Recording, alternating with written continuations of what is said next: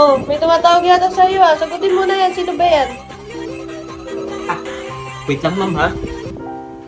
Hello, babe. Oh, bakit ka napatawag? Kapal naman ang mukha mo.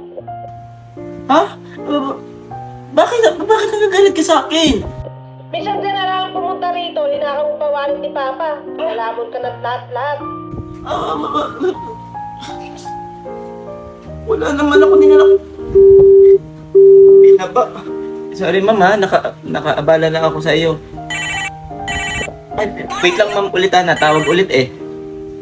Hello, babe. Hello. Oh. Sorry lang, nakita na ni Papa. Na-misplace lang pala. Ha? Na-mislead lang ng papa mo yung wallet niya? Tapos sa akin mo agad binambintangan. Grabe naman kayo. Porque ganito lang ang itsura ko. Kung ano-ano na pagbibintangin nyo sa akin, ha? Kung ganyan-ganyan lang din tayo, maghiwalay na lang tayo. Oh, sino ba yung kausap mo? Ma'am, girlfriend ko po, bago. Oh, akala ko ba yung girlfriend mo may asawa? Ma'am, napaghiwalay na po kasi ako dun kasi nahuli po kami ng asawa niya kaya naghiwalay na po kami. Ayoko na sa kanya.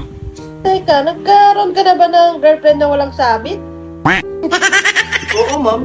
Nagkaroon na rin ako ng jowa na walang sabit pero akala ko kami na kasi. Ang tagal namin naman, 2 years kami noon. Pero hindi rin kami nagtagal kasi akala ko yung pag-ibig masaya lang kaming dalawa kaming nagmamahala na ganun kami. Ganun kaming dalawa. Halos araw-araw kami nagsasama, ma'am. Legal lang nga kami, ma'am, sa parents niya Kaso dumating yung araw na nahuli ko siya, ma'am. Nahuli ko siya. Oh, anong ginagawa? May kasama siyang iba. Pinagpalit ako sa koba. Pwede ka dito? Wala kang magandang sagot. Ma'am, totoo yun, ma'am. Nahuli ko siya, pinagpalit ako sa koba. Alam mo yun, magkaakbay pa sila, tapos ganun yung lalaki, oh.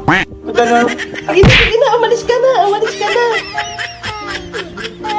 Kuba ka pa dyan. Hindi mo ko mabayaran, Kurekot!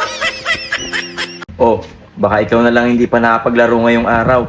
Marami nang nanalo kagabi at marami ring nanalo kanina. Gamitin mo lang yung link natin nandito sa comment section.